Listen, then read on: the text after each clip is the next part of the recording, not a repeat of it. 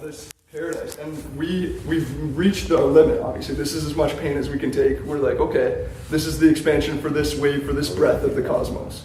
So now it's up to us. Once we each hit our point, we turn around and go back in, and then this wave that's been following us, that's like our home base, is gonna pass us, and we'll see like the real, like our visions, all the things we've been working for, all these things that we want to see happen. That'll start to take place as we keep going further and further into like the light, the warmth, the positivity, the divinity, the euphoria that we're all missing because we've gone so far away. Yeah. And going far away from home isn't actually a bad thing. It's part of creation. This is going back to the ego. It's like this is the testing ground. This is where we learn. We need these tools. We need this body, this ego, this passion, like these emotions and desires as a test to see where we all actually stand. We don't need them. We just had them. We built them because of like what happened, right? Now, like we need to go past them because we maybe have needed them to a certain point, but I think we were mostly ignorant to them for most of our lives, unless you're born conscious into it. Like it's like I know for me, like myself, like it's just like I'm finding out all these topics, like what ego is. But really, if I just believe what someone says is ego, I don't know what the fuck ego is because I just have this like big word ego, and it's apparently a lot of things about myself. But if you don't comprehend that whole aspect, that is everything, you know. And you have to know what the ego does. You have to see how it how it reacts to everything, how it tastes things, how it pushes things. You know what I mean? Like, or the essence. You have to know that is. The worst distinction someone makes is they think it's not them, and they make a distinction that it's something separate from them. They say my ego this or your ego that, when really it is us, and we feed it. It's the negative side of ourselves we feed. And when that's why even using the word ego, I think, is dangerous and has destroyed a lot of people's lives because then they try to segregate themselves from it and then it just fucks them up even more. Escape the ego. One thing that you said that there, idea. you were talking about the elastic band effect where you would have desire and pain on this side. You have the neutral point, the body, I guess, and then you have meditation. So like right now the band is being pulled this way. And then it's going to snap back, go that way, right? What we don't realize, what we don't realize is the further you go in that direction towards perfection, this central point, the body, the suffering of humanity, will be causing the most resistance, will be pulling you back constantly.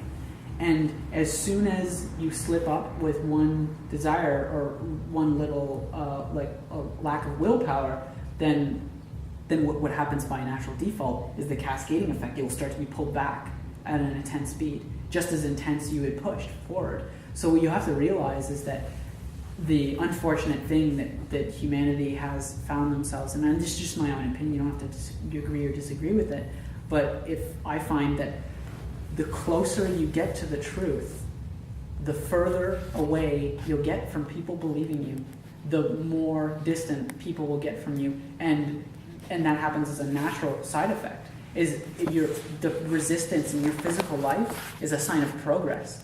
So when someone, imagine being in a room full of people that are wrong. So imagine all of us are wrong and one person's right. Remember wrong. And everyone disagrees with that one person. Now, the way of the mass, the gregarious conduct would be to everyone disagrees with this guy, and they would be like, yeah, we all disagree. So then that person will start to doubt himself. So therein lies the issue, is the further you make progress in yourself, the more resistance you receive. Because the more you work on yourself, the more of a capacity to resist you have. So, like Lucifer challenges you with something just beyond your grasp. And as you get closer, it moves further away.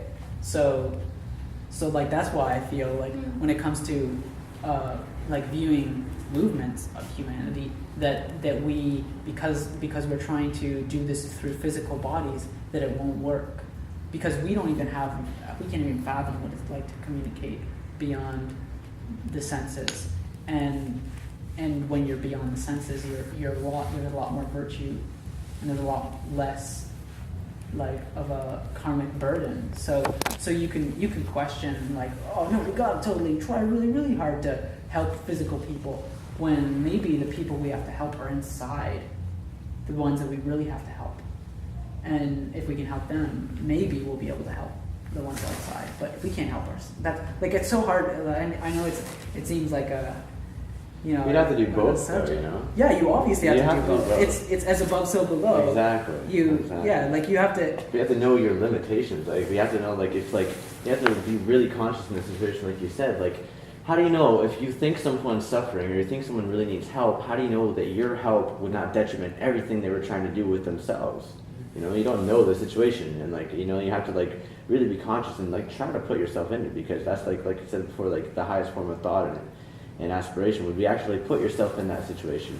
Try to comprehend everything about the situation that you possibly can, and then see if you need help. And that's why it's not good to mess with people's free will. No. And that's why I That's feel exactly what love is. That's It's love making in its pure space. sense. I'm separate from that person. So that's the idea of the multiplicity that exists, the duality. And yet I need to make space for an other within me to create a oneness. So you honor that person's separateness and individuality while still becoming a unified one with that person or with people.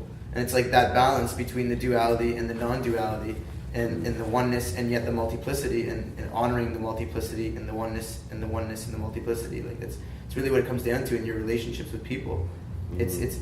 It's not so much that you want to change them, but it's that it's not so much that your inspiration or what you feel in your soul that's affected you. You know, when you connect to someone, if you've really connected to someone, you've connected them on very, very deep levels within themselves, and that can be manifested through your deeds, through your actions, through your words, pretty much.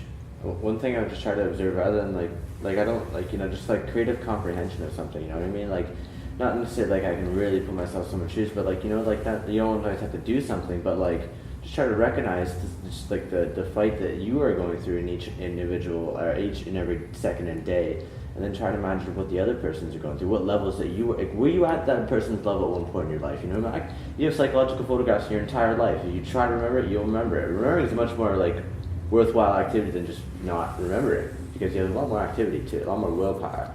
So if you try to like see each person in the street, like, you know, or wherever it is, or just like plant or like thing you eat, you know what I mean? Just try that, you know, and then just like, or don't try it, or like let it go at one point too, but like, I have a proposal for anyone do curious. it now.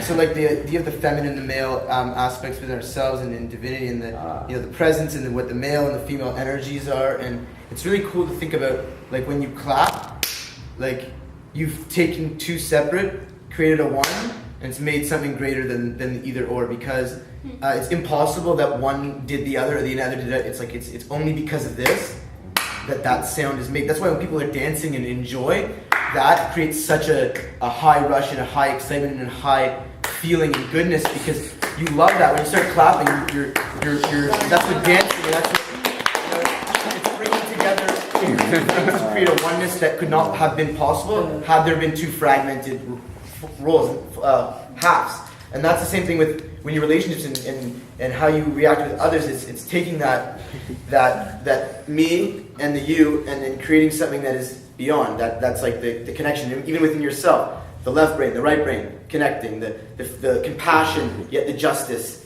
and like in mercy, and like just connecting all these, you know, left, right, bad, like more judgment, but more, you know, loving kindness or like compassion. Can I take this to another level? Yeah. Okay, what you're talking about is actually law of three. It's like 1 + 1 = 1. Yeah, the law of three. They like express it so profound, like so like amazingly profound. But what the idea is we're missing that third force. We're missing it. Like, we have two hands, but we don't have a clap, right? So the idea is like, how does one introduce the third force? Now, it's simple when clapping, but do it with the mind, for example, with mindfulness. Try to synthesize the duality of your thoughts. Like, okay, so let me give you an example. External stimulus. You see, we've been using these as an example. Cookies. You see a cookie. It goes by. And they're not cookies. I'm not sure what they are, but they're delicious. So it goes by, and then instantaneously, because that exists, something opposing has to exist. So you see the cookie, and then there's a response from your mind. It could be I don't want or I want.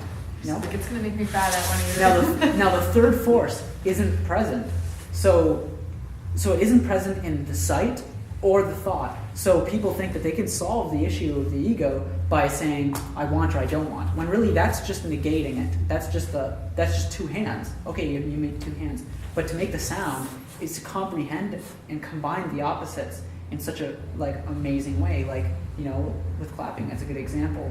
But when it comes to transforming an impression, a visual impression, you get the impression. So okay, let's analyze it for a second. Like, I am a slave of my flavor. Like, I eat for flavor. Like, the reason I want it is because it has nothing to do with nutrition. Nutrition is to eat something to make your body stronger, when sugar, as a fact, is very bad for you. I mean, sometimes it's good for you, so it really depends. So then the question would to synthesize it using the law of three would be, you know, do I need it? Like, or am I just making my happiness outside of myself in my flavor, like my olfactory, not olfactory sense, but the tongue is like, I'm a slave to my, I was going to say olfactory, but that's smell. Isn't it gustatory? I have no idea what that is. I tried to use a scientific word to sound smart and it didn't work. But yeah, that would be I mean, obviously it would require meditation, but that's the idea. Like, people, there's that's what Vipassana actually is at its highest form, is to be able to sit there and wait for a thought. And wait. And a thought will come, you can guarantee that. So what are you going to do with the thought when you receive it? So you have the positive and the negative, the waiting for a thought, the appearance of the thought. And then comprehension of the thought is totally way different. That's the clap. And then you could also look at it from a perspective of reality itself. They say reality itself is these two forces. Mother Nature and Father Time are making sweet love, and the sun, constantly in motion, is reality. So how does one connect themselves? It's so hard to explain. But essentially the idea is everything has a positive and negative factor. The world wants to be received, and the world is it's so hard to explain. But the idea is to consciously receive, and that is the process of consciously giving. But it's pretty interesting in our society, how we kind of have this idea of freedom being to do whatever I want. But what ends up happening, conversely, is that you become a slave to your inclinations and your habits, and then you can't actually be free. The freedom comes from the choice to do something. And I just find such deeply ingrained habits in myself that I used to think, oh yeah, I just do that, I want it. I can do whatever I want. But then it's also realizing that I really can't. I actually have to do that. I'm so used to that tendency that it's just that I'm a slave to it. Yeah. And that's the same thing with overcoming our environment and you know, the human beings. Media can influence a lot of those decisions. Exactly, and human beings have beyond anybody have the just metaphorically speaking, an angel is someone who working is just complete goodness. Is actually a slave because they can't do anything else other than that. And so human beings have this unique ability of the conscious choice. Again, it's the power of our free will. It's the power to see evil, to see negativity within ourselves and in the world, and actually choose goodness. Whereas, an angel, in very metaphorical terms, is just it's only goodness. It's only goodness, and it has nothing, there's no duality there to choose to strive towards something other than what it is. And human beings can stoop all the way to the lowest animals and be completely just animalistic desires, just following completely slaves to inclination. Or we can rise above angels, because angels don't even choose to be good. They just have to be good. We could choose that goodness, and it ends up being a greater goodness than if we were just given the goodness. yeah, the idea is to always have knowledge of the opposite. So it's for example, you think, no, I've already said it, never mind. What? You need a signal to get the creativity going. Stick out your foot.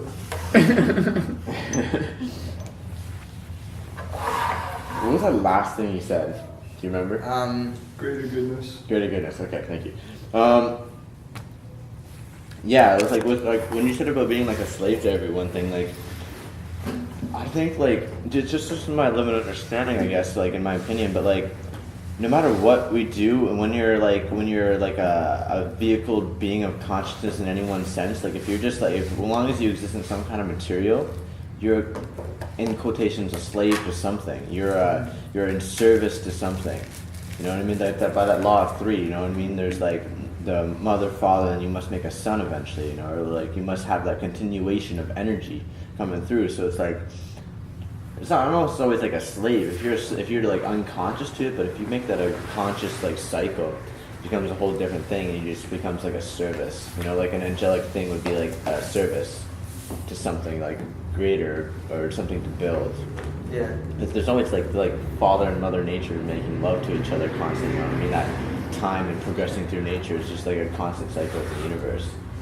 It's more of a it's a service, but or it can be a slave.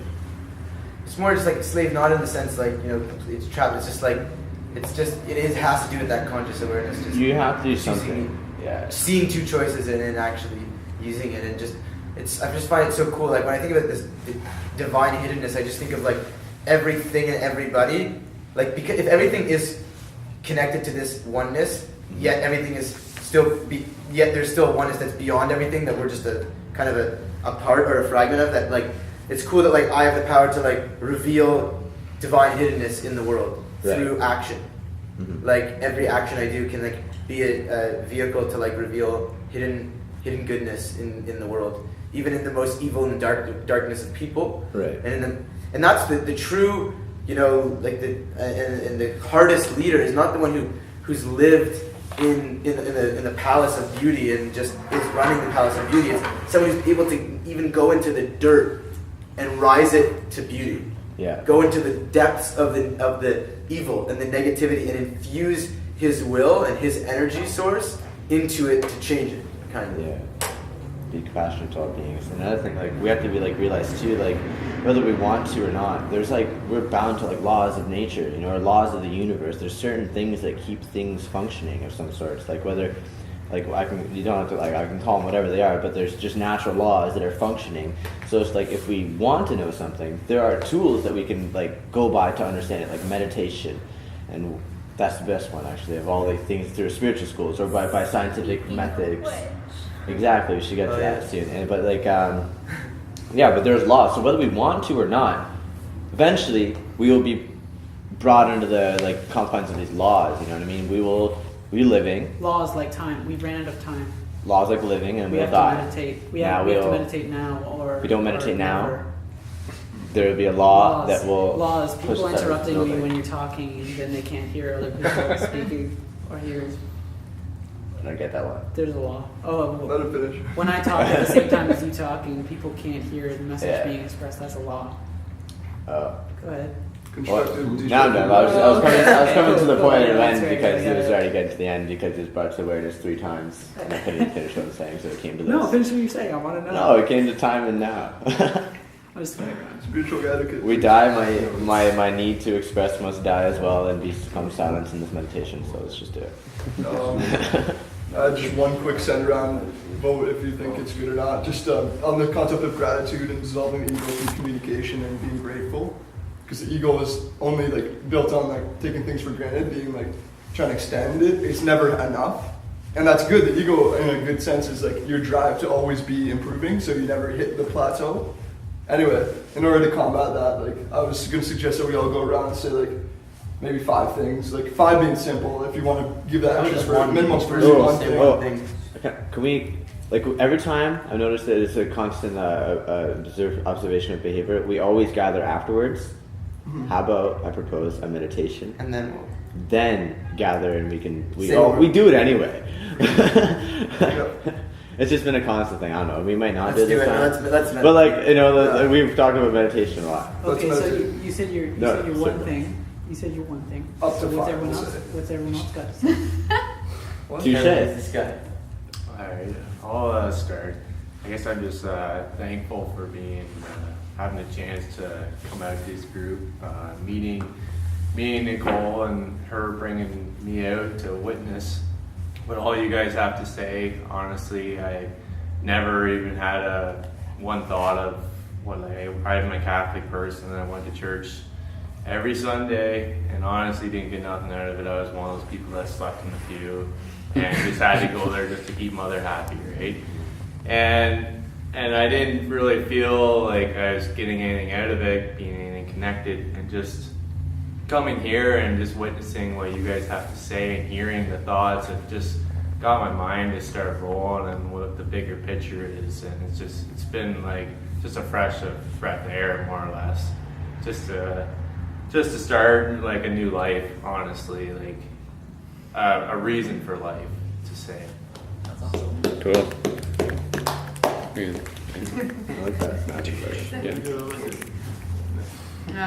Me definitely coming to a realization through, I guess, like health challenges sparked my interest for other things and more of a meaning to life, and actually to start living life instead of looking at life in a negative attitude, being more of a positive attitude, that it's a miracle that we get to live and experience each and every single day, every minute, every second of every day, and we see beauty all the time, and to actually really appreciate it, and things like this as well too, and just even though it might not happen quite as often as we would like, it's still a really great thing that we can all get together every once in a while and share our thoughts, and then we spread our ideas, right? And we're like contagious, and we talk to other people that may not even be here. We affect them in other ways, and gets the ball rolling towards a bigger picture. I'm grateful for this environment right now. I'm actually, just because I think everyone has their own soul root, kind of everything has this one thing that, whether there be any discipline or anything just that connects them in their deepest level that they just want with their whole heart. And I think it's just awesome. Today is the first time I'm using, I don't know if you guys have ever heard of it, it's just called the Sabbath. It's basically just the day of eternity. In each day, the rest of the week is just a slave, not slave, it's the wrong word, sorry, it's just working in space and working in this material reality and constantly creating and constantly creating and constantly creating. And that, for my soul, this beyond physical needs its day of eternity, its day of itself, and connecting back to itself. And that's kind of what, one day a week is just a day of eternity, a day of separation, making it even more holy and more sacred of a time, family, connecting to your spiritual practices, whatever. So I'm just grateful to create that kind of energy in my life. I don't feel the need to say anything. I'm also grateful to be here. One thing I'd like to express is action. It's nice to sit in a room and talk about people who seem like they're interested in these types of things, but I really hope that, I would encourage practicality, attempting to practice on a consistent basis, because otherwise this is just all talk and it's useless intellectual masturbation. So please, I would encourage you to practice and try with as much effort as you tried to come up with something witty to say in this room. I just want to say namaste. Thank you for gracing your presence. Namaste. Yeah, I'm also grateful for being here. One thing I want to say is that love is creativity, and that's just something I've sort of been thinking about recently. And also, I like the idea that at our essence, at the is that we are the stillness, the still water, and that's something that we can always seek to return to. We always have so much noise, so many ripples and everything, but when those ripples begin to fade, we become the stillness. So that's just something that I like to sort of visualize on and bring into meditation, both mentally and physically, to just literally phase into the meditation in the same way as if itself is the act of death, where the body just becomes so still that it transitions from one dimension into the next. So yeah, and I'm just really grateful for you guys being here. I mean, obviously, we've been doing this for a while now, like 3 or 4 years, and it's definitely been like a very positive experience. And like we said, like what we're doing here is like creating a ripple beyond this immediate space, and continues with each of us, because each one of us is a beacon of light, and that's what part of our job is to shine that beacon. So yeah. I'm grateful to find a group of people that want to transform and transcend themselves through this spirituality, this oneness, this unity with everybody. I like it. It's a good observation. It's like good observational learning tonight from all this. And I see you guys writing down stuff, and I think I'm going to do that for next week. It's definitely something I'm going to do every week. For sure, I like it. Mm-hmm. Try writing your dreams down too. That's right. It's hard to. Oh, It starts off hard. That's the whole point. one That's word. true. That's what she said. So pregnant. One word for 1,000 dreams. But anyways, it's a good feeling to finally know that there's other people out there that think at the same kind of terms that I do. Everyone I come across on a day-to-day basis are just going with the flow, you know what I mean? You can't escape their kind of physical reality that they built for themselves. Coming here, I know for a fact what I think and believe can be real and is true, because there's obviously other people around that think the same way I do. And it's a pleasure. I'm not grateful, it's a pleasure. Thanks, guys. Cool. I would say I'm really thankful for just all the ideas and all the kind of cool perspectives everyone had to bring to the whole discussion. Because really interesting thinking about some of those things kind of bounce around in the head. And it's really cool because like it does seem there is a definite pattern in like what we go over during whichever time we're having a talk. And it's really interesting that it always correlates to things that are kind of going on and things that are significant in time. I think it is with the energy that people bring in is kind of what they want to go over. So it's cool, definitely inspiring to look at a lot of things that I've been involved in and like want to get more involved in at the time being. And it feels like a good time for that. Namaste. I'm thankful for everyone being here. Honestly, I see and respect and appreciate the light within all of you. Each and every, I was almost going to try and go around and say like how I relate to each and what everyone said, and say I'm thankful for memory. But beyond that, I appreciate like, I don't know, we've all been in the situation of not feeling like connected, and it's cool to start seeing light for the first time, and just, yeah, I could go around. The 3 things I was going to say I'm thankful for, that I am thankful for, this present moment, here and now, for us to exist and be real as this moment gets. For the ability of free speech and communication, because censorship and oppression and all these forces that we're being tested on right now restrict so many, we let ourselves be restricted by, and so many other factions of ourselves around the world, because it's all us. And the third part would be wisdom, and the ability to have true understanding beyond knowledge, beyond facts, beyond statistics, just a true comprehension that extends far beyond words could ever even approach, that resonates with your very soul that is within all of us, that we're able to realize through silence, through being present here and now. And for the ability to share some knowledge through communication in this present moment, which relates to things we've said tonight. The first was going to be what we were talking about with everything, a quote from Einstein saying, there are 2 ways to live life. One is if nothing is mysterious, and the other is if everything is a mystery.